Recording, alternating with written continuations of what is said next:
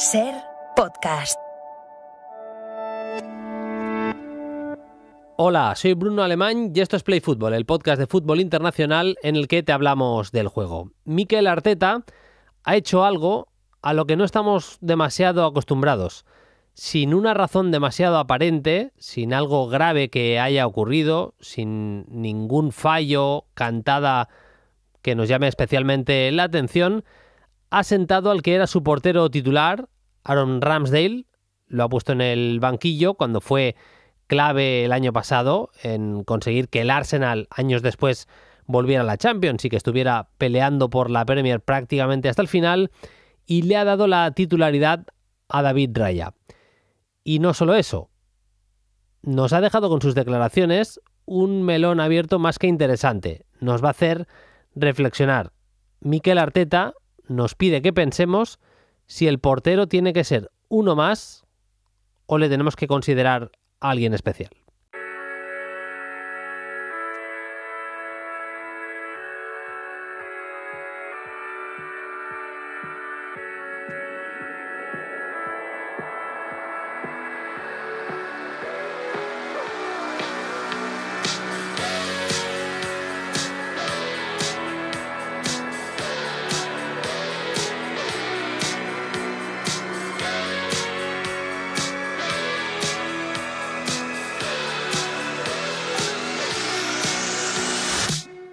Vamos allá una semana más con Play Fútbol, el episodio de esta semana con mucha Champions, segunda semana de la fase de grupos. Enseguida estaremos con José David López y con Aritz Gabilondo para hablar del PSV, rival del Sevilla, del Salzburgo, el rival de la Real Sociedad, del Nápoles Real Madrid.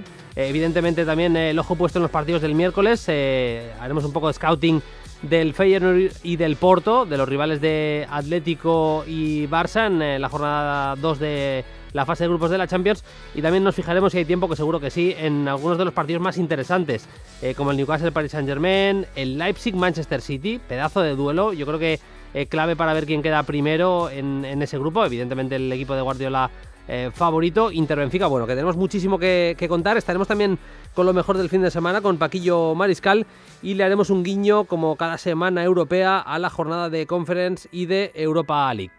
Ya lo sabéis, gracias a todos los que nos escucháis, podéis hacerlo en SER Podcast, pero también en la plataforma de audio que más os mole, en Apple Podcast, en iVoox, en Spotify. Bueno, que no tenéis excusa, que tenéis para elegir, y no olvidéis, como siempre, le dais like, nos seguís, suscribiros también a Play Fútbol dependiendo de la plataforma en la que nos escuchéis.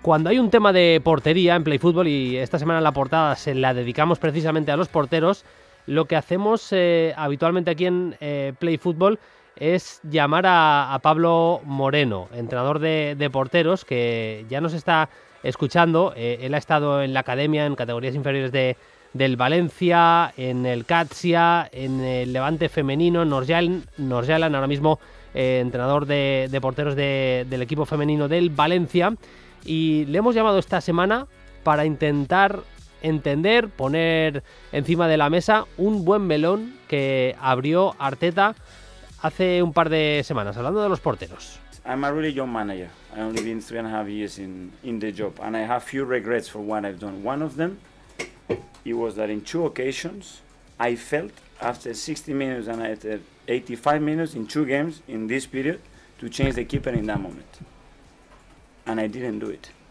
I didn't have the courage to do it. But I'm able to take a winger or a striker and put a center defender back and go to a back 5 to hold that result. And we draw those games, and I was so unhappy. And someone is going to do it. And maybe it's, that's strange. Why? Why not? Tell me why not. You have all the qualities in another goalkeeper to do something is happening, you want to change momentum. Do it, you know. And it's a regret that I had. And now my feeling is to get everybody engaged in the team, that they have to play, regardless of the competition, and do it. And it's my message. Tenemos suerte de tener muchos entrenadores españoles en la Premier League, porque tienen un inglés que se entiende, creo que perfectamente, pero bueno, lo traducimos rápidamente. Cuenta Arteta que es un entrenador muy joven, pero que ha tenido en un par de ocasiones, vamos a decir, la tentación de, por diferentes cuestiones del juego, cambiar al portero. que no lo ha hecho y que en esas 2 ocasiones el Arsenal acabó empatando los partidos. Y se dice a sí mismo, si lo hago, si quito un extremo para poner línea de 3 centrales para mantener un resultado, ¿por qué no voy a cambiar al portero? Y acaba el corte, este audio que hemos escuchado, Arteta diciendo, alguien lo va a hacer algún día, vamos a alucinar todos, pero yo lo pongo encima de la mesa, ¿por qué no? Si nos preguntamos por qué sí, también preguntémonos por qué no. Me escucha ya Pablo Moreno, como os decía antes. Hola Pablo, ¿qué tal? Muy buenas. Hola, buenas tardes, Bruno, ¿qué tal? Pues con muchas ganas de hablar de fútbol contigo. Acabáis de arrancar la temporada, por fin se puede hablar de fútbol en la Liga Femenina, entrenador de porteros del Valencia, que lo que nos mola es eso, que ruede la pelota, Pablo. Pues sí, por fin que se hable de fútbol, que se hable de porteras, que se hable de la calidad de todas las futbolistas de la Liga F, que se hable de las campeonas del mundo, y eso es al fin y al cabo lo que queda por empezar ahora a hablar, que es lo más importante. No te voy a meter en ningún lío, no vamos a hablar de esto, porque mi cometido era hablar de porteros, de esa línea un poco fina que hay con los porteros siempre. Para empezar, me consta que ya habías escuchado estas declaraciones de Arteta. Lo primero que te vino a la cabeza cuando las escuchaste, ¿qué fue, Pablo? Pues lo primero que me vino a la cabeza es qué buena reflexión has hecho, Mikel. Me encanta que abras este melón porque es algo muy importante a reflexionar. No quiere decir que estemos de acuerdo con que todo el mundo tiene que estar de acuerdo con lo que dice, sino que hablemos de ello, que nos paremos a reflexionar acerca de, ostras, pues es que quizá este tío tiene razón. Sí. El portero, Pablo, tenemos que partir de una base que es diferente. O sea, no podemos decir que el portero es uno más porque realmente no lo es. Las reglas del juego propiamente, las reglas del fútbol ya te dicen que son los 2 únicos jugadores de los 22 que tienen unas reglas diferentes a los otros. No se les puede tratar exactamente igual, pero claro, aquí el tema es dónde ponemos los límites. Muchos entrenadores dieron ese paso de que los porteros empezaran a jugar también con los pies, que por qué no podían ser uno más construyendo el juego desde atrás.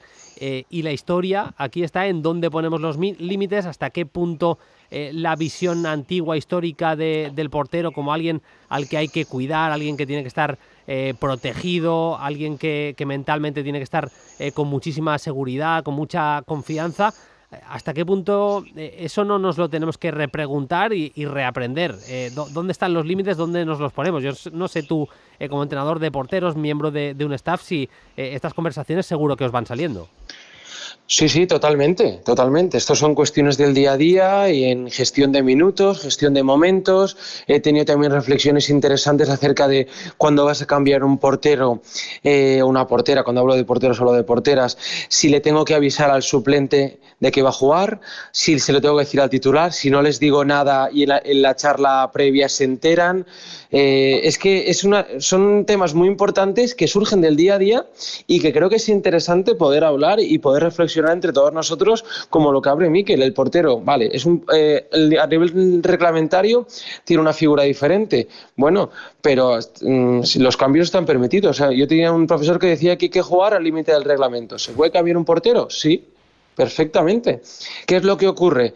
A ver quién es el primer entrenador que se atreve a hacerlo. También hay entrenadores que dicen que no se pueden hacer cambios antes del minuto 45. ¿Por qué no? Pero ¿en quién estás pensando? ¿En el bien grupal o en el bien individual? Es que a lo mejor a ese portero lo que le vas a beneficiar cambiándolo, porque en ese momento es una situación incómoda para él. Es que, sí, dale, perdona, Pablo. No, y lo que te comento es eso, que es, tú tienes que pensar en el bien del equipo, lo primero, porque al fin y al cabo tú te encargas de 11 y no de 1, pero también tienes que pensar en ese momento qué es lo que necesita ese portero. Después, obviamente, si yo hiciera eso, después lo que haría inmediatamente no, porque quizás está demasiado en el foco de las cámaras, pero si hiciera falta así, hablar y explicar la situación tranquilamente desde la normalidad, no desde el cabreo ni nada, ¿sabes? Sí. Y al fin y al cabo lo que necesitan ellos es reforzarlos y después nosotros también es un tema muy importante, Bruno, necesitamos conocer a la persona. Claro. No todos los porteros son iguales, sí. Claro, eso es lo más importante.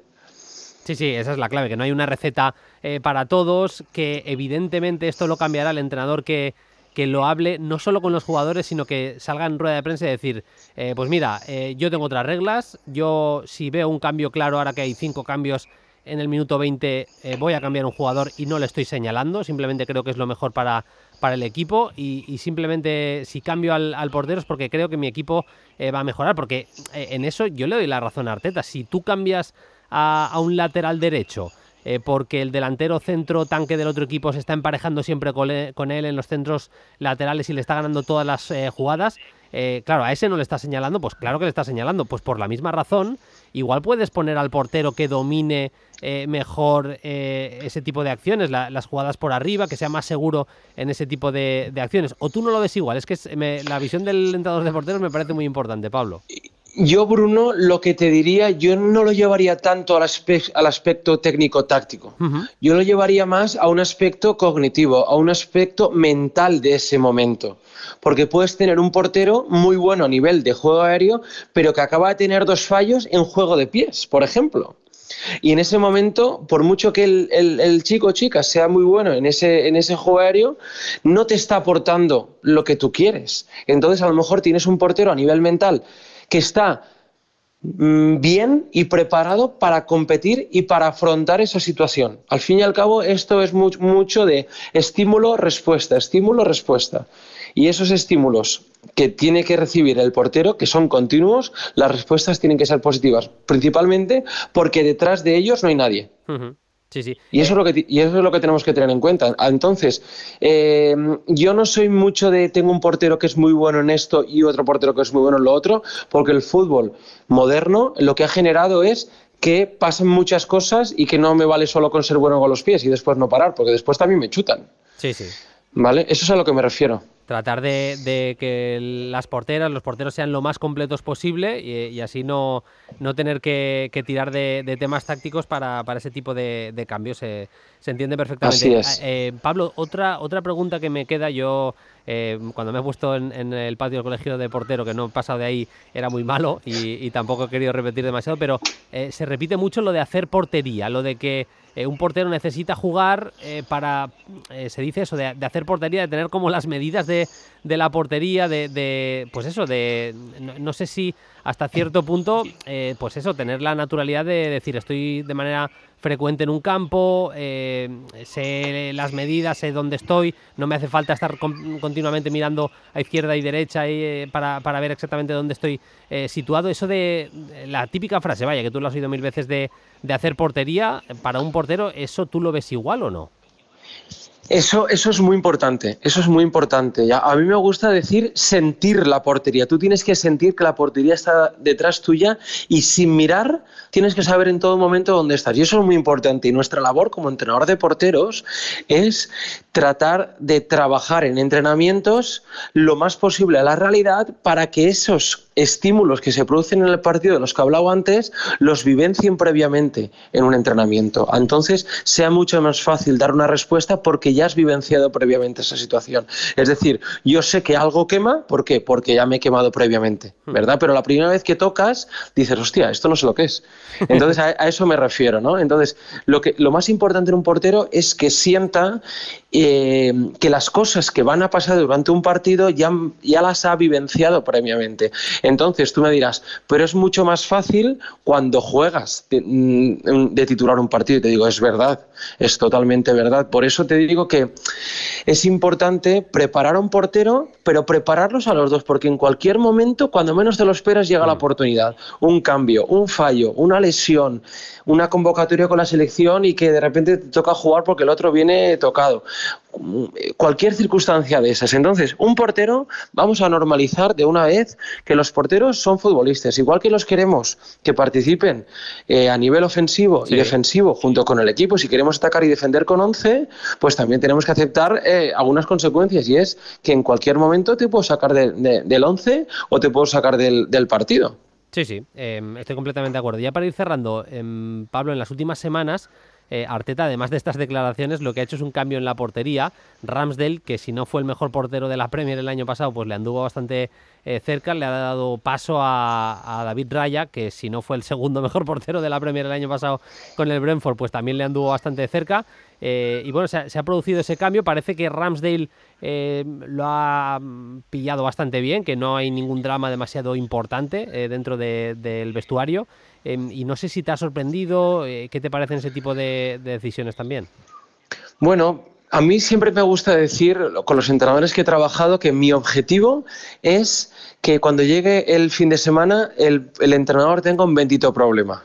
Es que tenga que decidir entre dos porteros que tienen mucho nivel. Yo creo que se puede dar el caso de que Arteta ha tenido este bendito problema. Lo fácil es cuando solo estaba Ramsdale y había otro portero que no le daba. El caso de Arteta o de cualquier otro equipo que no le hace esa competencia.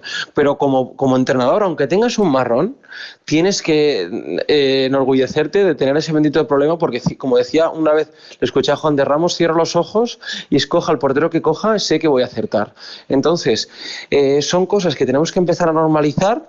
No sé exactamente lo que ha pasado y cuáles son los motivos, pero tenemos que empezar a normalizar que pueden haber cambios y que que hay porteros que a lo mejor que rinden mejor fuera de casa que en casa. O hay otros porteros que de repente pueden tener una situación complicada por X motivo y el portero suplente tiene que jugar, pero es que a lo mejor puede volver a cambiar. Entonces, ese es nuestro reto, intentar entender que son parte del juego y que son personas y que todos pueden tener cualquier tipo de situación, o al revés, es que puede llegar un momento que están los dos bien. Yo le decía, un entrenador me decía: no, pero es que los porteros son iguales y por eso no les tengo que avisar de quién juega y quién no. Y digo, vale, perfecto. Entonces, cuando llegue el minuto 80 y vayamos ganando 3-0, ¿sacas al portero? No, eso no. Digo, entonces no son iguales. Claro. Entonces para ti no son iguales, ¿no? Eso es lo que me refiero. Sí, no, está claro. Es que son futbolistas, sí, pero no es exactamente la misma situación que con el resto. Eso es evidente. De hecho, vamos a poner otro ejemplo. En el último año que el Barcelona ganó la Copa de Europa, con Luis Enrique, el año del triplete, juega la Liga Claudio Bravo a un nivel impresionante y la Copa de Europa Ter Stegen también a un nivel impresionante.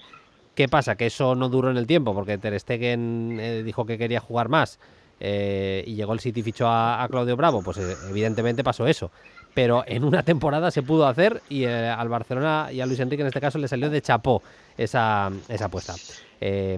Pablo, es súper interesante, como siempre, hablar de porteros contigo. Te agradecemos tu tiempo y os deseamos muchísima suerte en esta temporada con el Valencia. Un abrazo y hasta la próxima. Muchas gracias y un saludo fuerte para ti. Encantado de participar con vosotros y un saludo también para todos los oyentes de Play Fútbol. Es un gusto escuchar fútbol de verdad y reflexiones tan interesantes como esta, Bruno. Muchas gracias.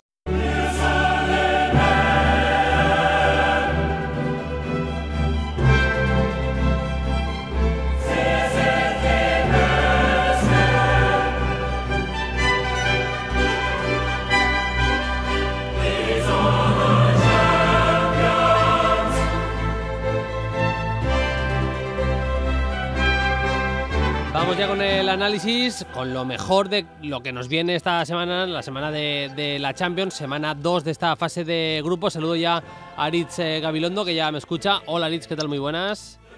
Hola, ¿qué tal, Bruno? Muy buenas. Bueno, con muchas ganas de esta semana de Champions. Estaba pensando yo antes preparando un poco esta previa, viendo un poco los partidos que había y demás. Luego iremos a ese Leipzig-Manchester City que tiene bastante miga en el grupo de los de Guardiola, del actual campeón de Europa.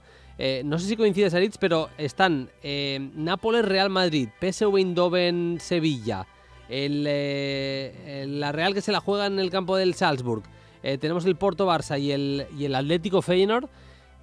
A mí me parece una semana bastante clave. Fíjate que normalmente en las fases de grupos de la Champions las semanas más importantes son la 3 y la 4. Si en la 3 y la 4 no te equivocas, generalmente acabas clasificándote si haces el resto de cosas más o menos bien.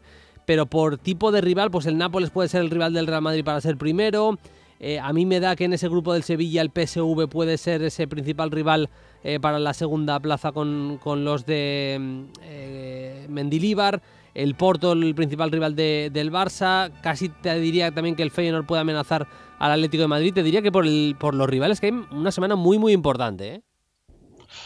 Sí, no es casualidad. De hecho, en los sorteos normalmente segunda y quinta jornada te mides al equipo que está más cercano a ti, generalmente. Los mejores contra los mejores, como es el caso del Nápoles y el Madrid en su grupo, y los que van a pelear, por ejemplo, por la tercera plaza, como pueda ser la Real con el Salzburgo, lo mismo, ¿no? Esto es así todos los años. Luego tercera y cuarta jornada te mides generalmente contra un equipo que es bastante inferior a ti y bueno, pues estoy contigo. Yo creo que es una jornada clave y más teniendo en cuenta que, bueno, pues equipos como el Sevilla, como la Real, como el Atlético de Madrid pincharon en la primera jornada y no se pueden permitir otro tropiezo. Empezamos con la chicha, empezamos con el fuerte, con ese Nápoles-Real Madrid. Aritz, llega el Nápoles con lío institucional, pero también es cierto que desde aquel jaleo por el empate en el día que falla el penalti de Osimhen, lo han ganado todo. Osimhen ha marcado 2 goles, hubo comunicado en el día de ayer de Osimhen y bueno, parece que al menos en lo deportivo el equipo de Rudy García está mejor que hace una semana. Sí, le ha venido como bien, ¿no? El lío que hubo, que fue tremendo bueno, y yo creo que plegándose el Nápoles con ese comunicado pidiéndole perdón a Osimhen, como pocas veces he visto a un club hacerlo con un jugador suyo, ¿no? También es cierto que, bueno, se sobrepasaron unos límites con el famoso TikTok. De hecho, ha salido incluso el jefe de redes sociales, ha sido despedido del club. En fin, un jaleo. También creo que Osimhen es una personalidad particular. A mí la gente que le conoce me dice que bueno, que no es la primera vez que tiene este tipo de arrebatos, como lo tuvo, por ejemplo, después de ser cambiado el día del Bolonia, y a partir de ahí, efectivamente, el equipo ha vuelto a ser el que conocíamos, ¿no? Que no habíamos visto todavía con Rudy García, pero que teniendo sobre todo a Kvaratskhelia y a Osimhen a un buen nivel puede complicar a cualquiera. No sé si tanto como para arrebatarle la primera plaza del grupo al Madrid, lo veo difícil, pero desde luego jugando allí y estando en Madrid, que tampoco creo que esté como para tirar cohetes, es un partido muy, muy complicado. Esa pareja Kvaratskhelia-Osimhen, fíjate, Osimhen son ya 5 goles del nigeriano. Kvaratskhelia no ha empezado top, pero poco a poco se va poniendo a tono. Yo físicamente no le veía bien, se le veía, por ejemplo, en las segundas partes súper cansado en muchos partidos. Bueno, está ya con 4 asistencias en el campo del Leche. La jugada y la asistencia que hace para que marque Osimhen es impresionante. Y además es que tiene eso, que son 2 grandes jugadores de ataque, Aritz, pero es que además se entienden muy bien. Fue para mí la mayor clave, la clave del Nápoles campeón con Spalletti el año pasado.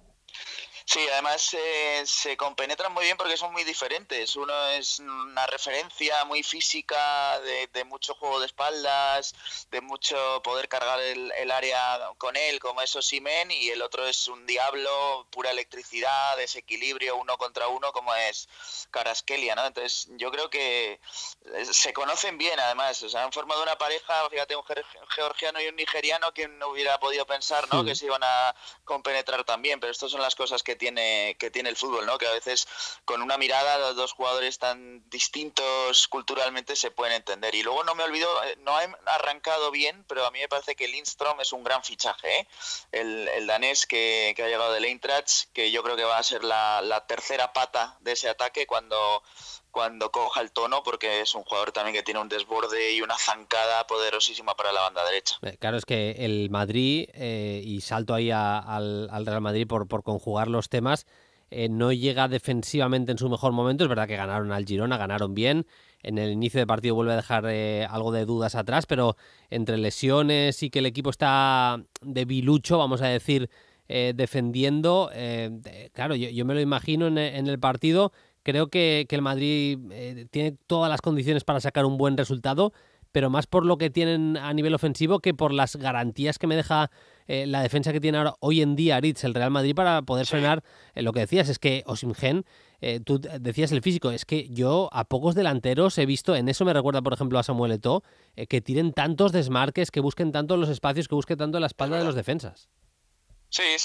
Mira, el Madrid no está bien defensivamente, creo que eso estamos todos de acuerdo, pero sí que ha conseguido encontrar algo en lo que se siente a gusto, que es jugar conceder la pelota al rival, estar más o menos agazapado, metido atrás, que es algo que Ancelotti muchas veces lo ha hecho, incluso en el Real Madrid, cuando gana la Champions aquella de los milagros, durante muchos partidos o durante muchas fases de aquel campeonato, incluida la final contra el Liverpool, el equipo está en un bloque bajísimo y defendiéndose, que no es la mejor defensa del mundo, está claro, pero por lo menos el estilo o la forma de jugar la tiene muy clara el Real Madrid, y eso me parece que se va a repetir también en el campo en Nápoles, porque da la sensación de que le va a dar la pelota al conjunto napolitano y va a esperar que en alguna contra o en alguna jugada de balón parado, con la pegada tan descomunal que tiene arriba el Madrid, pueda marcar. ¿Ves a Ancelotti pasando al 4-3-3 y apostando por Rodrigo y Vinicius en las bandas y Joselu arriba, ya que Joselu llega en buen momento? ¿Crees que se carga Joselu, que no juega Rodrigo, que no juega Vinicius? No sé. Ten en cuenta que le salió muy mal en el Metropolitano lo de cargarse a Joselu. Jugó ese día con 2 falsos 9, porque ninguno ni siquiera considero que sea delantero, en el caso de Bellingham, y Rodrigo tampoco es una referencia, y no le salió bien. Yo creo que Ancelotti se siente mucho más cómodo con el 4-3-3, y la entrada de Vinicius, obviamente en el equipo, lo que va a hacer es tender hacia ese dibujo más natural que tiene Ancelotti. Y luego también hay que decirlo, Joselu está respondiendo, está marcando goles, te da mucho más que cifras. Yo creo que es un jugador que también se desenvuelve muy bien como referencia, que entiende los automatismos de un delantero centro, y se está ganando claramente para mí ser titular del Real Madrid.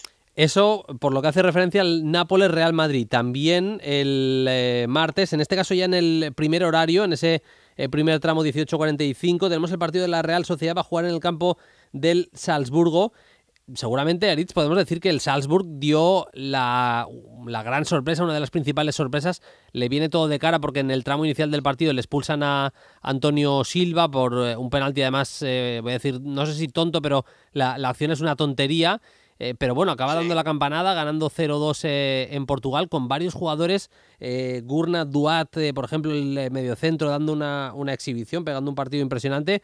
Tiene, como siempre, el Salzburgo nombres interesantes, Oscar Glouk, el israelí. Va a ser un hueso duro para la Real, ¿eh? Muy duro, pero durísimo.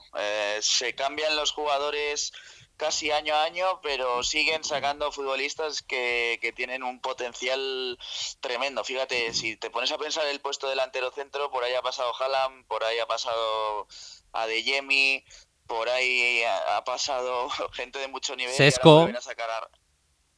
Exacto, Sesco, sí, también, que se está saliendo ya en Leipzig, y sacan a Roko Simic, que tiene muy muy buena pinta, que ya marcó también en el campo del Benfica. Falló un penalti con Ate, que lo está haciendo muy muy bien en el arranque de la Liga Austriaca, y el otro día lo destacaba también en un artículo en el diario AS. No vimos su mejor versión y además falló ese penalti el día del Benfica, pero bueno, ya que tenga la responsabilidad de lanzarlo, teniendo 19 años, me parece que es muy muy significativo, y bueno, dependerá un poco también de la actitud que tenga la Real. Yo creo que la Real necesita creerse que puede superar a estos adversarios en la Champions. Lo sintió durante 80 minutos en el partido contra el Inter de la primera jornada, en el que fue clarísimamente superior. De hecho, creo que hay pocos equipos que hayan sido más superiores a otro en la primera jornada de la Champions que lo que fue la Real al Inter.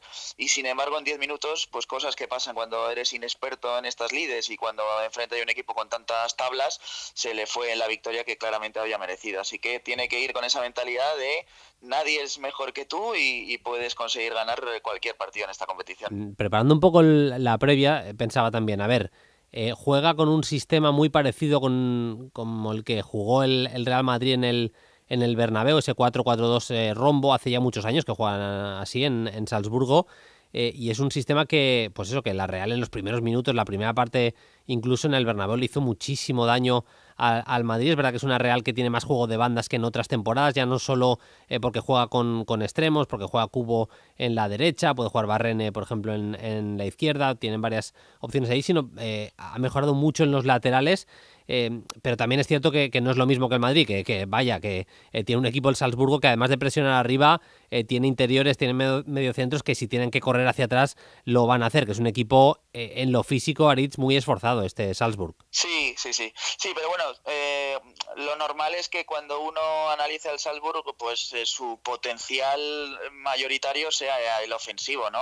O sea, son equipos que son alegres por lo general. Salzburgo lo hemos visto durante muchos años en la Champions, que es un equipo que deja jugar, ¿no? Ahí estoy contigo en que la Real ha notado una gran diferencia en el nivel de sus laterales respecto a otros años. Es una pena la lesión de Tierney, que había entrado muy, muy bien en la Real y es un futbolista que puede darle mucho porque tiene experiencia precisamente para este tipo de partidos que yo antes comentaba, los dos laterales, tanto Amari Traoré como Tierney, con esa experiencia ya de haber jugado además en ligas muy físicas, le iban a venir muy bien a la Real y bueno, yo creo que también hay que tener en cuenta el desgaste que pueda tener el equipo después del derbi vasco del sábado, pero para eso está también las rotaciones. El otro día, por ejemplo, no jugó de titular Oyarzábal, que puede entrar por Sadik en Salzburgo, es decir, tiene ahí detalles como para poder manejarse Imanol y sacar un buen once. Además, también el martes, en este caso turno de las 9 de la noche, va a jugar el Sevilla contra el PSV Eindhoven. Viaja hasta Eindhoven, gran inicio de temporada del PSV. Aritz, te reconozco que pensaba que la salida de Sangaré, que me encanta, es un centrocampista que me gusta muchísimo, le iba a hacer más daño al equipo de Peter Bosz, que de momento es verdad que, bueno, sí, le ha ganado ha ganado en Liga Neerlandesa, superó bien la primera, el primer envite de Champions no lo superó bien, pero vamos, que el primer tramo de la temporada más o menos lo está pudiendo cerrar bien, pero sí que es cierto que para partidos europeos, como por ejemplo el de Sevilla, una figura como la de Sangaré sí que me parece muy, muy importante, pero bueno, 4-3-3, un equipo alegre el de Peter Bosz y en condiciones normales yo creo que podría ser el rival del Sevilla para pelear por la segunda plaza. Es partido, insisto, a mí me parece para el Sevilla muy importante, ¿eh? Sí, tiene bueno, jugadores muy muy reconocibles como Luuk de Jong, sobre todo, que además se va a medir al que fue su equipo y yo creo que durante bastante tiempo en España poco valorado lo que hizo Luuk de Jong, tanto en el Sevilla como en el Barça, porque no engaña a nadie, es un delantero claramente de remate y de área, pero en eso se maneja muy bien y está metiendo goles y los hizo también en la previa frente al Rangers, que además fue muy superior el PSV, ¿no?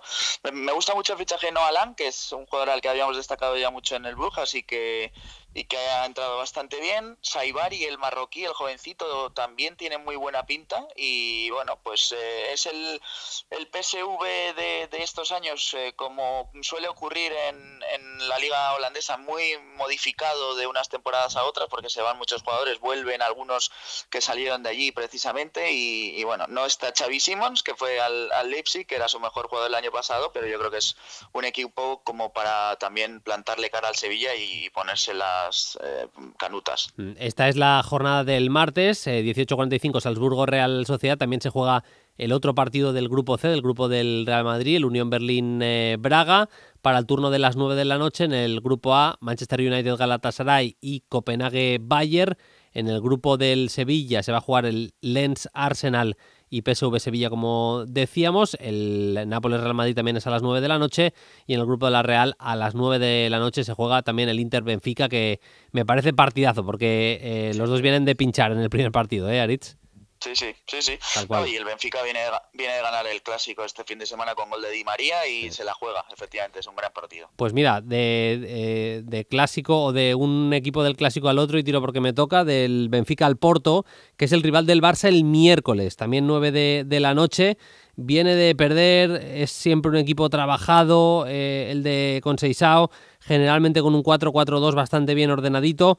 Pero bueno, también hay que buscar, en noches europeas son importantes los nombres también, y por ejemplo Taremi, que era una de las figuras del equipo, no ha empezado bien la temporada. Bueno, no está siendo el inicio de temporada soñado para un Porto, que es cierto, Aritz, que se tiene que reconstruir cada verano, que prácticamente cada verano le quitan jugadores importantes y se tiene que reinventar un poco el bueno de Conceição. Sí, no, y además en el caso de Taremi en concreto ha sido muy protagonista este mercado de verano porque estuvo a punto de firmar por el Milan, él quería salir del Porto y bueno, el club daba por hecho que iba a aceptar alguna de las propuestas que tenía encima de la mesa. La del Milan, ya digo, estuvo pero muy muy caliente, tanto que estuvo cerquísima de firmar. Al final se ha quedado y aunque no jugó los primeros partidos, pues está volviendo a ser ese delantero que tiene bastante más que gol, ¿eh? Es un jugador que se maneja muy bien. Y luego bastantes españoles. Iván Jaime me ha entrado muy bien, lo había hecho francamente bien en el Famalicão y yo creo que es un jugador que le aporta cosas entre líneas. Los españoles, por supuesto, Toni Martínez, Fran Navarro, que ha llegado también en este mercado de verano, y luego la experiencia, eso que te das con Seixao desde el banquillo, que es un carácter competitivo tremendo. Lo hemos visto llegar muy lejos en competiciones en las que nadie da un duro por ellos, por ejemplo en la última Champions, sin ir más lejos, que pasó el grupo y pasó incluso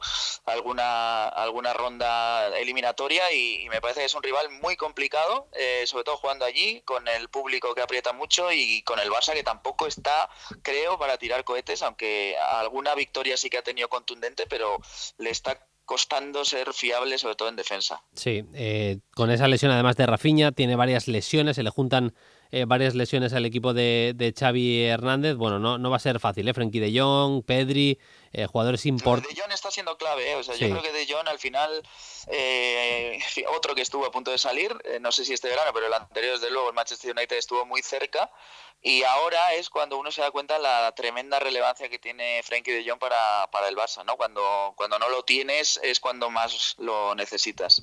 La gente sigue diciendo que conduce mucho el balón, que es verdad que igual abusa en alguna ocasión de eso, pero todo lo que da Frenkie de Jong en un partido, se está viendo en estos partidos todo lo que le da al Barça, aunque también es cierto que... No lo veo ningún defecto conducir el balón, sinceramente. No, sobre todo si lo haces bien, evidentemente. Claro, sí. Me parece una gran virtud que tiene él, rompe líneas con esa zancada que tiene, que lleva haciéndolo desde que era jugador del Ajax y que lo hace de maravilla. Lo que pasa también es que yo al vivir en Barcelona lo vivo un poco más de cerca, en muchos debates. Para la gente es un poco contracultural que un jugador del Barça, del centro del campo, conduzca tanto la pelota, pero bueno. Sí, es cierto. Es un poco verticalizar el ADN del Barça, ¿no? Porque siempre ha sido muy horizontal el juego desde hace mucho tiempo ya en el Barça, pero a mí me parece que casa bastante con lo que es el fútbol moderno. Sí. La semana que viene haremos una cosa de jugadores que conducen la pelota, y hasta aquí puedo leer. No voy a adelantar demasiado más, pero que le va a molar a Aritz, me parece, por lo que le acabo de escuchar. Eso en cuanto al Porto-Barça, veremos qué tipo de alineación también saca Xavi. Es jornada muy importante para el Barça después de la goleada en la primera jornada, porque a priori el Porto es el equipo con el que se puede jugar ese primer puesto de grupo. Este año sí, pasando a octavos. Se espera que pueda ser así con el grupo que le ha tocado a los de Xavi Hernández. Y quiero que me quede tiempo para hablar del Feyenoord, Aritz, y también de ese Leipzig-Manchester City. Así que Feyenoord, rival del Atlético de Madrid, se adelanta también en la jornada. Se juega en el Metropolitano 18:45, Atlético de Madrid-Feyenoord, en el que está destacando muchísimo Santiago Jiménez. Enseguida vamos a la figura del delantero centro mexicano, pero qué buen trabajo ha hecho Ernest Lot, hay que destacarlo, que el Feyenoord actual sea capaz de superar a PSV y Ajax en una liga no es tan sencillo. Lo hizo el año pasado proclamándose campeón. Es verdad que no fue ni mucho menos el mejor año ni de Ajax ni de PSV, pero ahí estaba el Feyenoord para aprovechar ese resbalón de ambos equipos, y hay que decirlo también, Arne Slot estuvo en las agendas de grandes clubes europeos este verano, como por ejemplo el Tottenham, para pasar a ser entrenador, en este caso en la Premier League. Es un técnico que trabaja muy bien, muchos años ya en Holanda en equipos importantes, y que por fin le llega los frutos de todo el trabajo hecho, Sí, no, lleva mucho tiempo siendo muy importante en el fútbol neerlandés.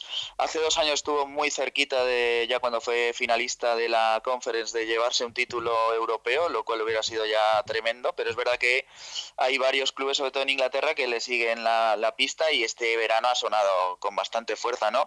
Lo de Santi Jiménez es una realidad, que es un pedazo de delantero. Por cierto, creo que está sancionado, no va a poder jugar, ya se perdió el partido frente al Celtic, pero es una revolución. Ya el año pasado lo fue y lo sigue siendo este año. Vienen de marcarle hace nada 0-4 al Ajax, que ya no es que les domines o les ganes el campeonato, es que le metes 4 en su casa, con aquel partido del bochorno que tuvo que ser parado por el lanzamiento de bengalas. Hizo un partidazo el Bebote, que hizo hat-trick, y bueno, pues es un Feyenoord, sobre todo, aparte de algún nombre propio interesante, como sobre todo Stengs. A mí me gusta mucho el ex de la Z, pero yo creo que es el bloque, es la calidad del técnico y la capacidad de darles un sello que les ha llevado a ser el mejor equipo de Países Bajos y un equipo fijo ya en la Champions. Mea culpa, está sancionado Santiago Jiménez en este caso y no va a disputar el partido, la gran estrella del Feyenoord, partido importante en el Atlético. Es verdad que en los últimos partidos se le ve algo cansado, pero yo destaco bastante en las últimas semanas,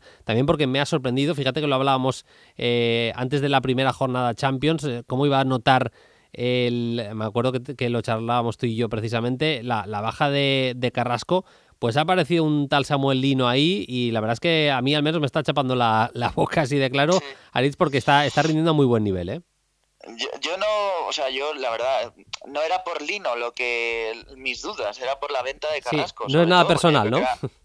Claro, no, pero yo creo que era uno de los mejores jugadores del equipo, sin ninguna duda, Carrasco, ¿no? Pero algo debieron ver este verano en el club y sobre todo Simeone, que evidentemente nos está mostrando ya con los últimos partidos de Samuel Lino, para decidirse a vender a Carrasco y darle directamente el carril izquierdo a Lino. Ayer jugó Riquelme frente al Cádiz, pero yo creo que también es precisamente una muestra de que partido importante de Champions, Lino y 10 más, ¿no? Y además su nivel está siendo estratosférico. Hay varios jugadores del Atleti, incluso teniendo muchas bajas, que están a un nivel excepcional. Lo de Griezmann me parece un escándalo partido tras partido. Incluso Ángel Correa hizo un partidazo ayer frente al Cádiz, jugando donde a mí creo que más le favorece, siendo doble punta con Griezmann, pero de mucha movilidad a los dos, apareciendo y desapareciendo, y es un toque que diferencia mucho, por ejemplo, la opción de cuando juega Morata, ¿no? Es una referencia, más juego de espaldas, pero tiene eso Simeone, que tiene un fondo de armario muy importante este año, sin hacer grandes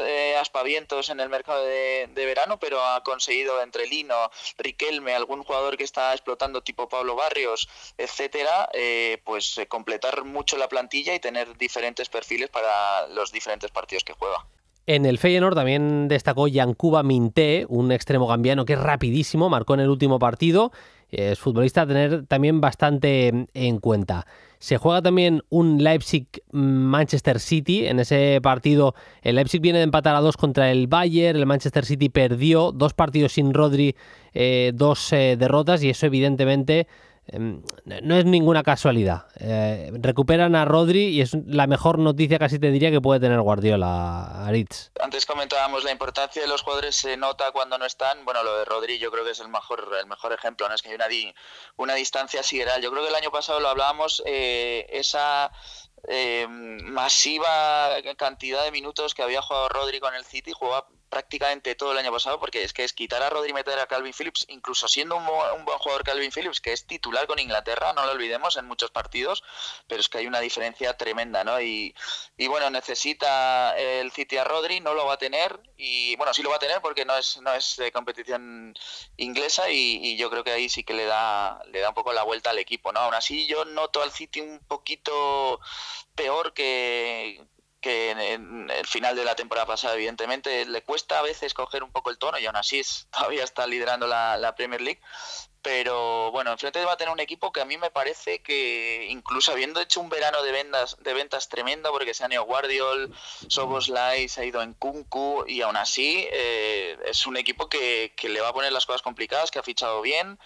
Lo de Simons me parece un acierto tremendo. Openda también es un buen fichaje, el ex del Lens, y bueno, creo que hay partido, ¿eh? Y además nos estamos acostumbrando a este partido, que ya han jugado más de una vez recientemente, incluso en eliminatorias, así que bueno, vamos a disfrutar de ese encuentro. 100%. Y aunque sea rápidamente, Aritz, tenemos también esta semana las vueltas de las semifinales de la Libertadores, todo por decidir, empate a 0.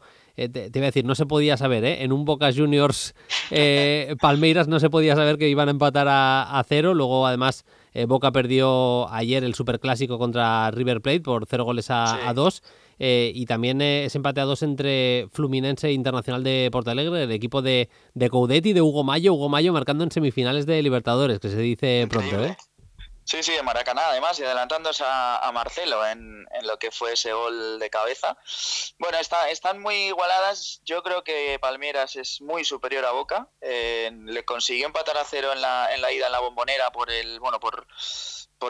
la tensión de lo que es jugar allí, pero en condiciones normales, salvo que ocurra una tragedia como la del año pasado en semifinales de Palmeiras, que se volvió loco, se quedó con 9 frente al Atlético Paranaense, un partido que prácticamente a base de expulsiones, incluso aún así llegó muy muy hasta el final y pudo hasta clasificarse jugando con 9 durante mucho tiempo, pero salvo que ocurra eso, yo creo que Palmeiras ahí es favorito. Y la otra la veo más igualada, pero también creo que Fluminense debe hacer bueno el 2-2 de la ida y clasificarse. Me parece que es mejor equipo. Tiene a Germán Cano, que es el argentino, que lleva años metiendo un montón de goles en la liga brasileña y bueno, no estaría nada mal, ya que creo que va a ser una final brasileña, que sea un Palmeiras Fluminense, que por lo menos tienen mucho nombre los dos equipos. Va a ser una gran final, sea la que sea. Disfrutamos muchísimo de la Libertadores y en esta previa queríamos rescatar lo mejor de los partidos de ida y cómo pueden pintar los de vuelta de las semifinales. Como siempre, un placer, Aritz. Hasta la semana que viene. Un abrazo. Igualmente. Un saludo, Bruno. Chao. Play Fútbol. Tiempo también para repasar lo mejor de una jornada que nos ha dejado derrotas, por ejemplo, de los dos equipos de Manchester. Perdió el Manchester City en el campo del Wolverhampton por 2-1. Perdió el United en casa, en Old Trafford, contra el Crystal Palace por 0-1. Hemos tenido muchísimo esta semana y vamos a repasarlo de la mano de Paquillo Mariscal. Pero bueno, vamos a echar la mirada, os lo citábamos antes con Naritz, a ese derbi de Lisboa, ese Benfica 1 Porto 0. También nos vamos a fijar en un jugador que no está en un equipo top, pero sí en una liga top, Ollie Watkins, y perfectamente podría estar en un gran equipo, o no. Vamos a debatirlo también con Paquillo Mariscal.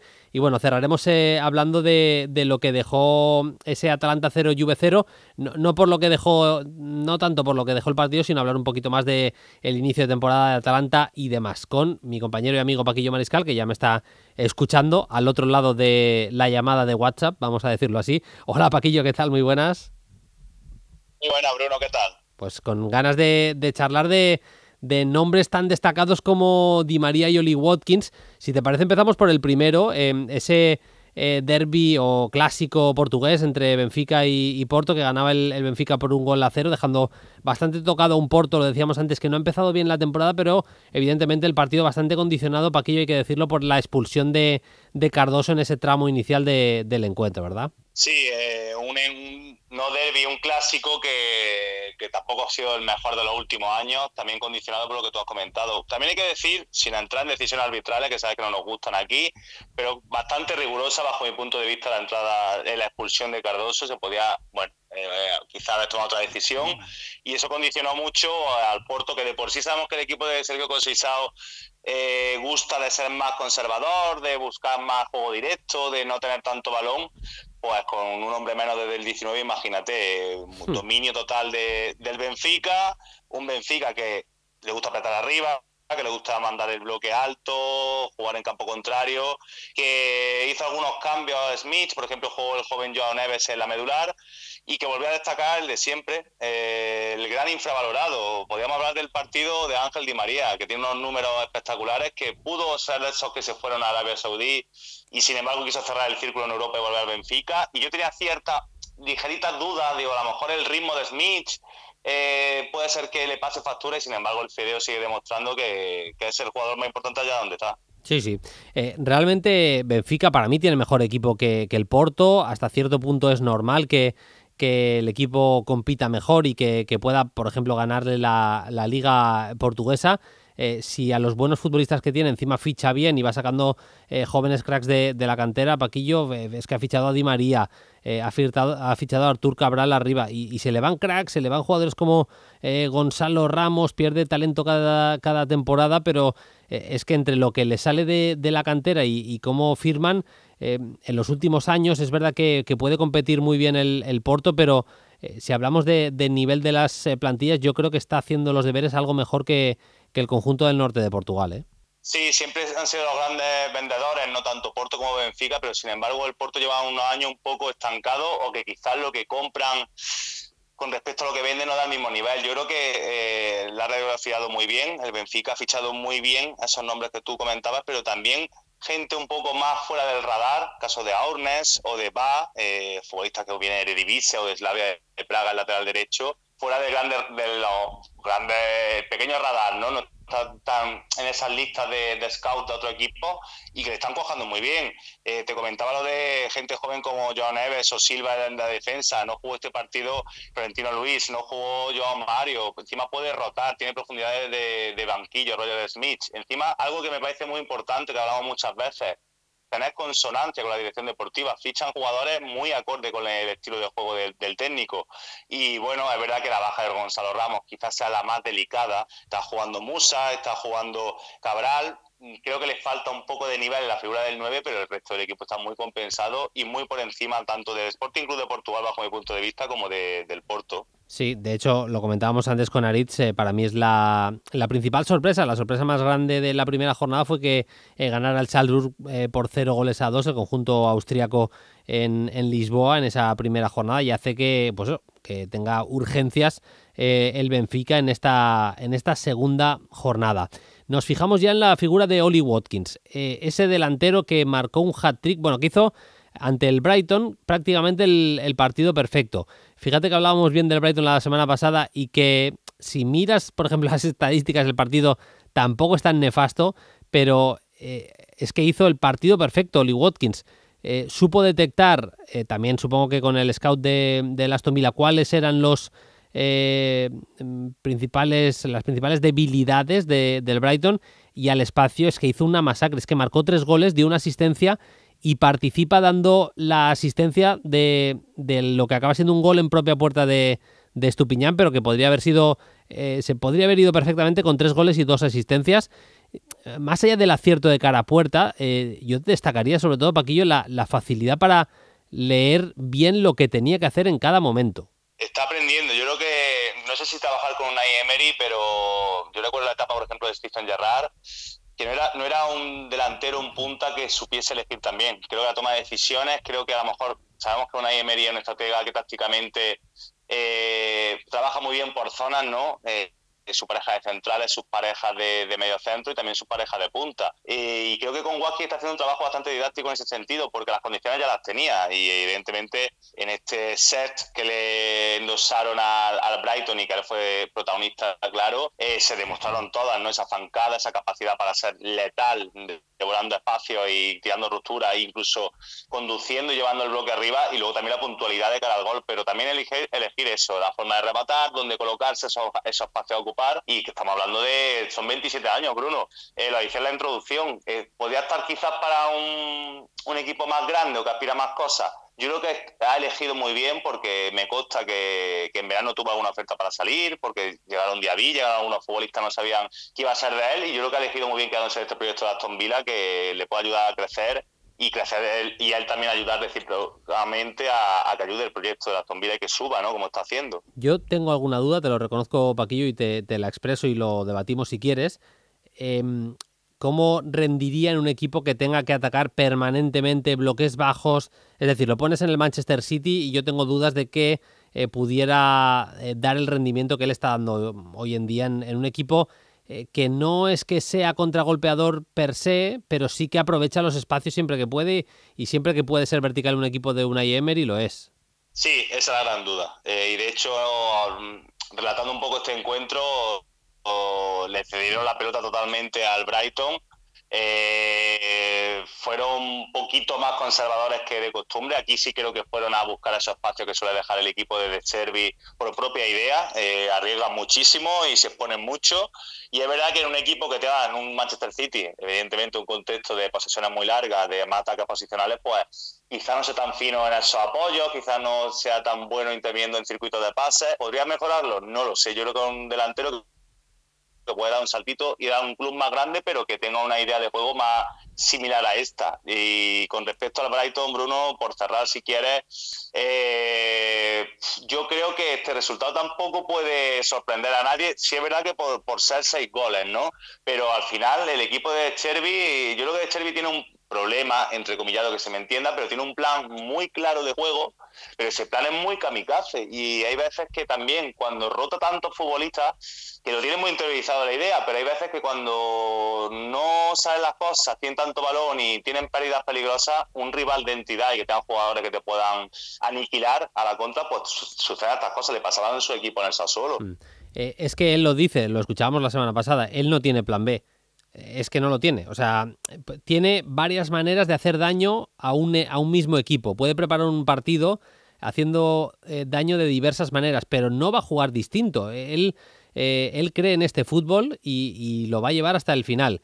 Y eso te lleva a pegar una exhibición, por ejemplo, en Old Trafford, donde gana 1-3, pero incluso el resultado podría haber sido más sangrante con el Manchester United, y te lleva también a que te puedan pegar meneos dos equipos como West Ham o Aston Villa en este tramo inicial de la temporada. Pero bueno, aún así está en plaza europea, que con los recursos que tiene, vamos, hay que darse con un canto en los dientes con el Brighton de Chervi. Vamos a cerrar precisamente en la tierra del bueno de Roberto. He dicho el bueno de otra vez, ¿eh? ¿Te has fijado, no, Paquillo? Sí. Bueno, me parece bien, Bruno. De una semana para otra no puede cambiar uno su personalidad. Fíjate que decía, pero cada vez que lo digo al menos me doy cuenta, te digo. Pero me decía otro colega en iVoox, creo que era también, que es marca de la casa, que también me marca un poco mi personalidad y que tampoco puedo renunciar. Bueno, al menos reducirlo un poco sí que lo vamos a intentar, eso seguro. Bueno, lo que decía, que vamos a Italia para cerrar con el Atalanta 0, Juventus 0. No es que deje grandísimas cosas el partido, de hecho te diría, Paquillo, lo primero, y enseguida vamos al planteamiento de Atalanta y a las cosas a nivel táctico tan ricas que le da Gasperini a este equipo.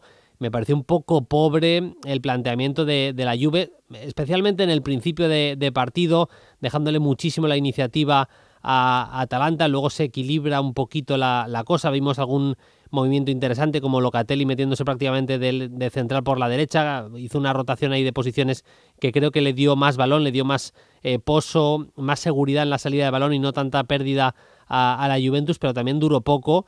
Llegó más Atalanta, y si a los puntos mereció ganar a alguien fue el equipo de Gasperini.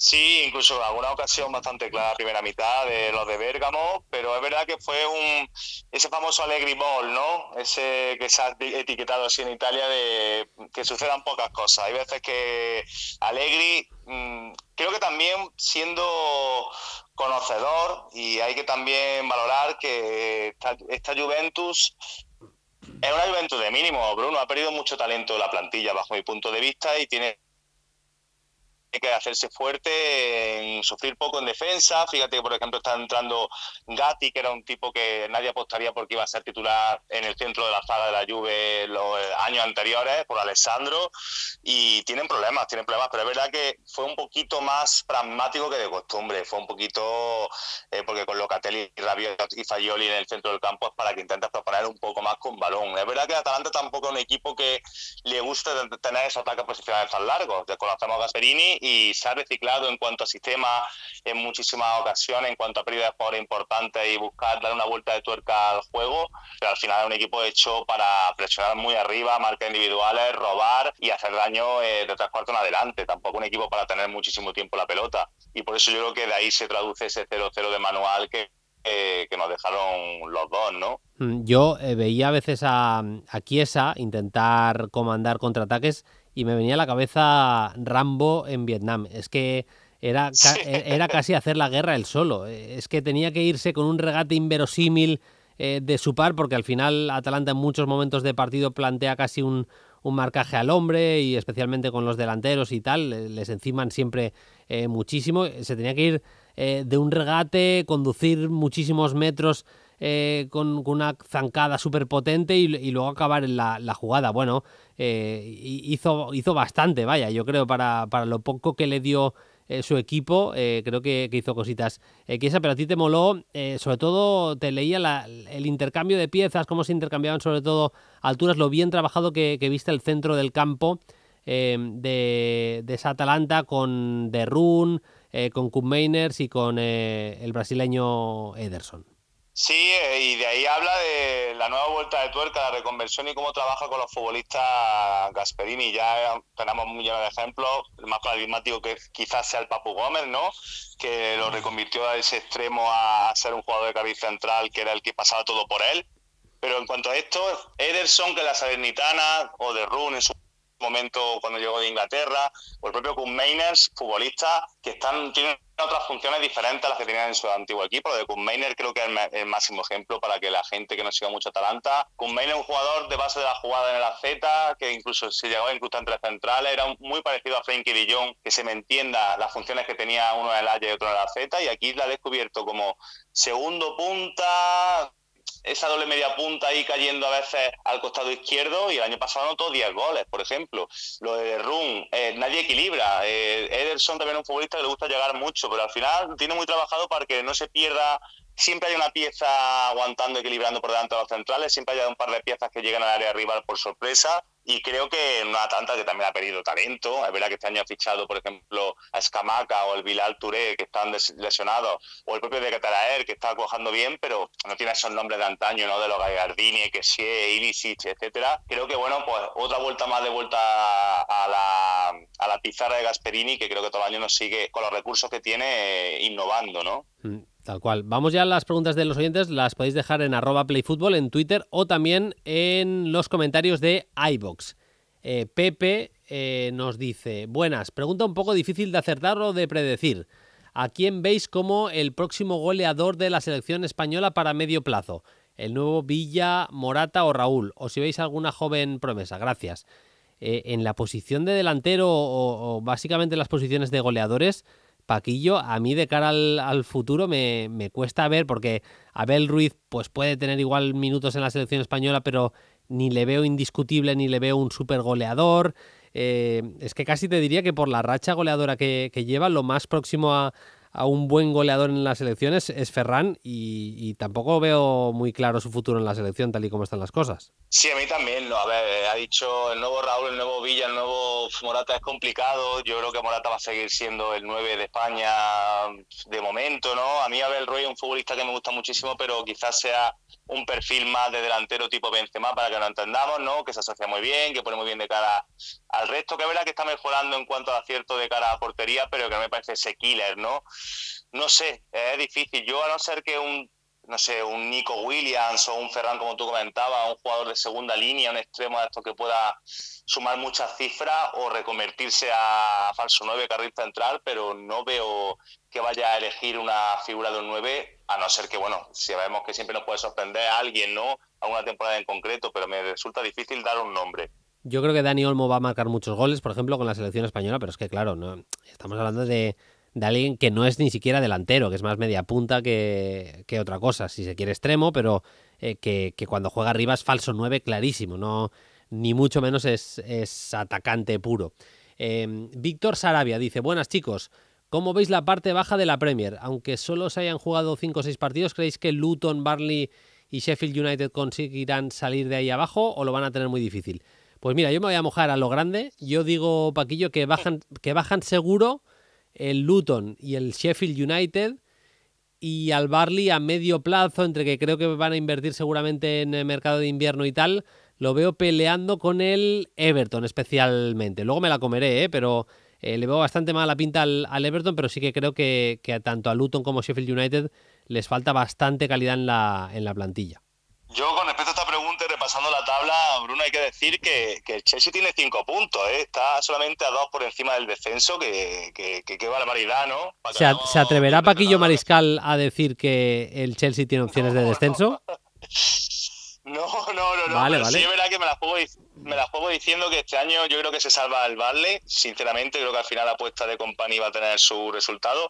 Creo que bajan Sheffield United, el Luton y el Everton. Creo que este año llevan ya, esta será la tercera temporada coqueteando con el descenso. no le veo buen color al equipo de Sandhage. La verdad que sigue viendo Doucouré, es verdad que ha vuelto Calvert-Lewin de la lesión, Danjuma, buen fichaje, pero creo que este año es el que baja. Me la juego diciendo que el Everton, Goodison Park, la temporada 24-25 está en Championship. Y luego hay dos de la Liga Española. Miquel, que nos dice: buenas chavales, la sección nueva da muchísimo juego, gran acierto. ¿Qué me decís de Savinho? Y luego Ismael Muñoz nos pregunta por Barrenechea y Javi Guerra del Valencia.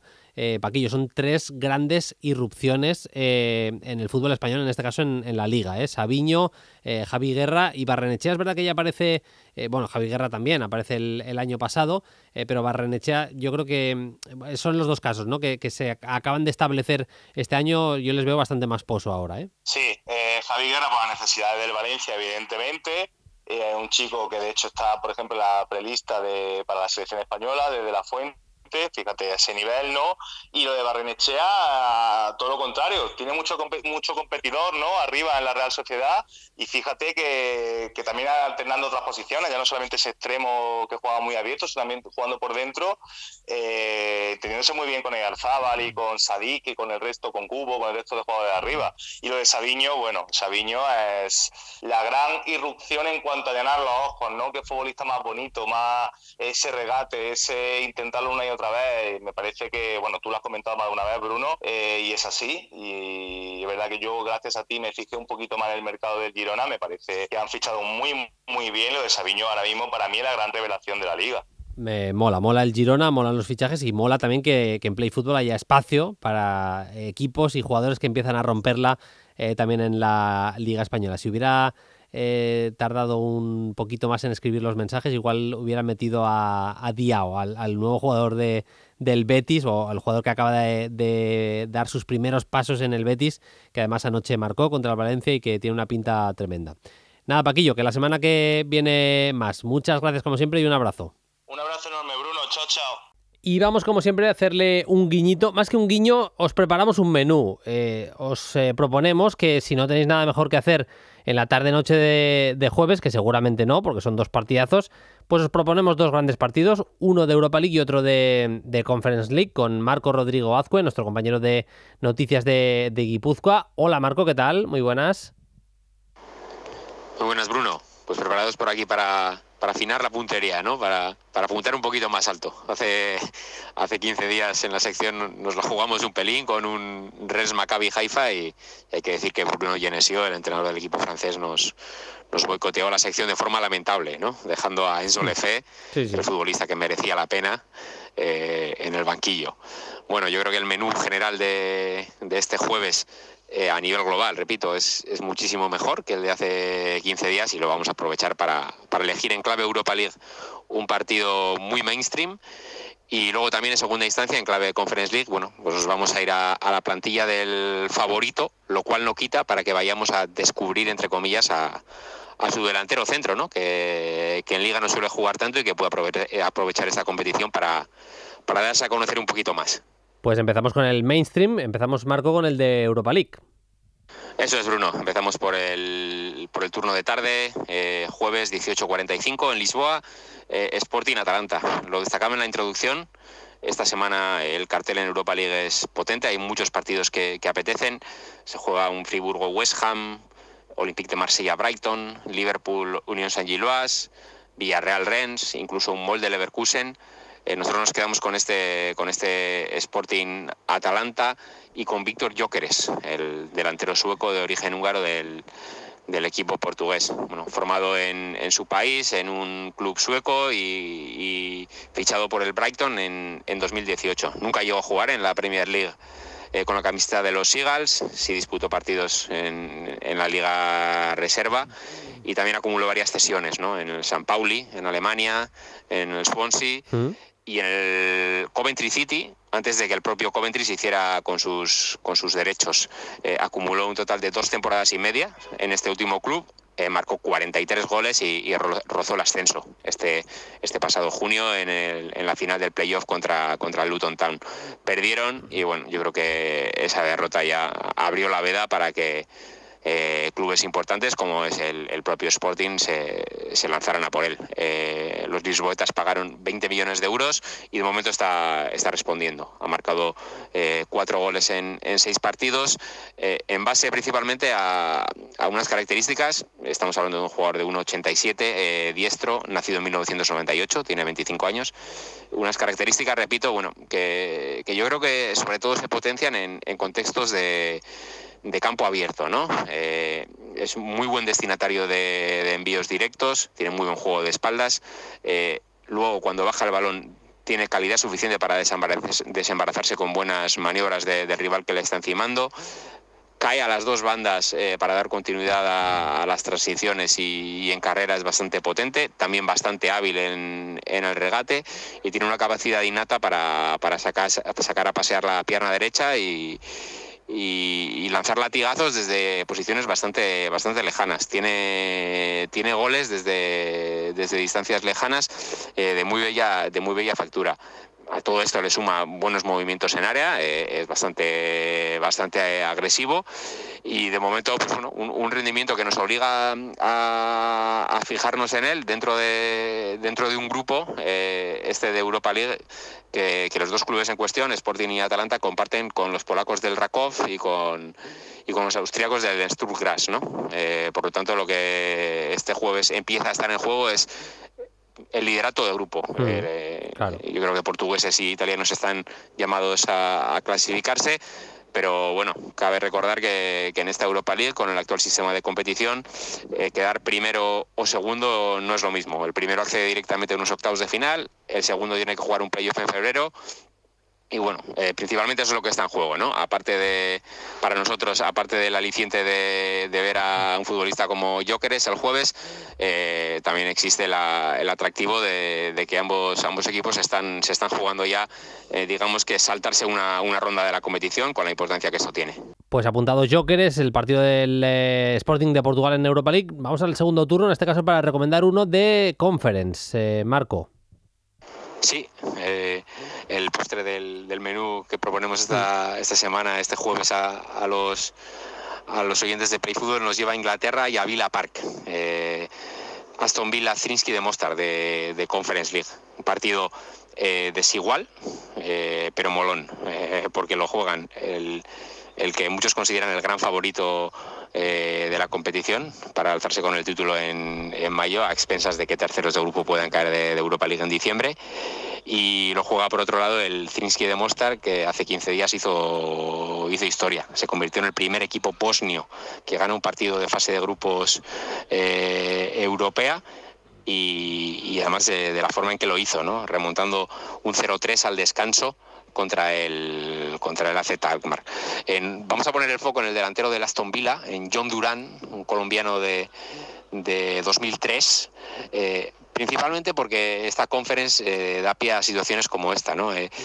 La Europa League sí suele generar rotaciones en los clubes importantes, pero no tan extremas como la propia Conference. A los clubes que tienen plantillas potentes, yo creo que la fase de grupos de Conference les permite hacer 2 onces, un 11A y un 11B, sí, y alternarlos jueves-domingo. Y tiene toda la pinta de que el delantero centro titular de esa unidad B del equipo de Emery va a ser este futbolista. John Duran lo fichó el Villa en enero de 2003 procedente del Chicago Fire de la MLS estadounidense por 16 millones de euros.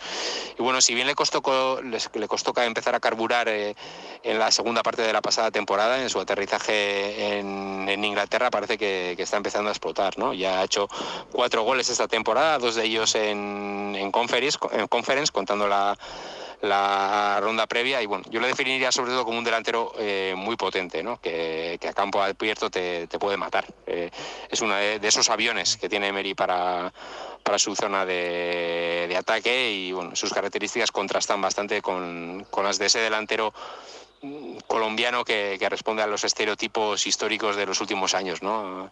Muy distinto a un Radamel Falcao, muy distinto a un Duván Zapata. uno de los alicientes de esta conferencia, ¿no? Ver cómo responde John Duran en el contexto europeo. De momento lo está haciendo muy bien. Y bueno, al aliciente de este jueves, ver también cómo responde en un panorama que yo puedo prever de repliegue rival y de tener muchos menos espacios. Digamos que sería una prueba para él, aunque también es cierto que el nivel del rival en este sentido tampoco es muy alto. De momento nos apuntamos el nombre, ya le estamos viendo los fines de semana en Premier League, y bueno, y en Conference yo creo que le vamos a ver aún en mayor medida a John Duran, delantero colombiano de 2003, del Aston Villa. Pues los añadimos a los dos al Excel, a Víctor Gyökeres y a John Duran. Gracias, Marco. Un abrazo. Hasta la próxima. Un placer, Bruno. A disfrutar todos de la Semana Europea. Un abrazo. Y vamos a cerrar el programa, como hacemos siempre, con esos temas que le molan a Adrià Soldevila.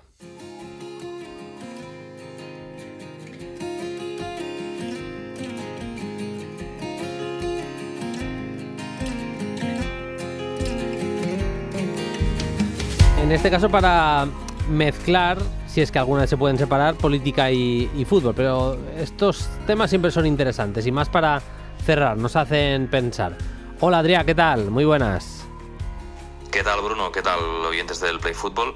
Hoy quiero dirigir la mirada a un conflicto en Europa del Este que hace décadas que existe y que por el que se ha llegado a un acuerdo evidentemente que no gusta a muchísimas personas, a decenas de miles de personas no gusta este acuerdo, pero al que se ha llegado, que es la disolución de la República de facto del Nagorno-Karabaj. El Nagorno-Karabaj es una región que está entre Armenia y Azerbaiyán, una región que forma parte de Azerbaiyán de manera legal, pero que está habitada por decenas de miles de armenios. De hecho, el gobierno de facto del Nagorno-Karabaj son personas de origen armenio. Esta semana se ha llegado a un acuerdo después del conflicto armado en el que llevan inmersos varias décadas. El 1 de enero dejará de existir este Nagorno-Karabaj, que es una región donde nació el Karabaj. El Karabaj Akdam nació ahí, nació precisamente en la ciudad de Akdam, que forma parte del Nagorno-Karabaj. Estuvo ahí compitiendo durante mucho tiempo, pero cuando estalló la guerra más importante, a principios de los 90, pues se desplazó a Bakú, la capital de Azerbaiyán, y ahí se quedó. El Karabaj, que venía siendo durante los últimos años pues un equipo también muy simbólico, lo será todavía más, porque llevará el nombre de una región que va a desaparecer. El Nagorno-Karabaj va a desaparecer el 1 de enero, con lo cual el Karabaj, que ahora mismo pues sigue compitiendo en la Europa League, llevará el nombre de una región histórica que desaparece. Una región, por cierto, que es defendida, entre muchas otras personas, por Serj-Tankian, el cantante, la voz, la figura principal del grupo System of a Down, que es un grupo famosísimo de Norteamérica. Sus miembros son de origen todos armenios, y Serj-Tankian es una de las figuras más activas en redes sociales a la hora de defender tanto Armenia como la independencia del Nagorno-Karabaj. Ahora, evidentemente, Serj-Tankian pues es muy crítico con las acciones que se han llevado a cabo y muy crítico con la disolución de este Nagorno-Karabaj, del que quedará únicamente ahora el recuerdo y el equipo, el Karabaj Football Club Akdam. Pues todavía más simbólica la presencia del Karabaj en competiciones europeas y demás. Nosotros nos vamos, volveremos el lunes que viene. Hasta entonces, sed felices, adiós. Suscríbete a Play Fútbol. Todos los episodios y contenidos adicionales en la app de Cadena Ser y en nuestros canales de Apple Podcast, Spotify, iVoox, Google Podcast y YouTube. Disponible los lunes a las 10 de la mañana. Cadena Ser. La radio.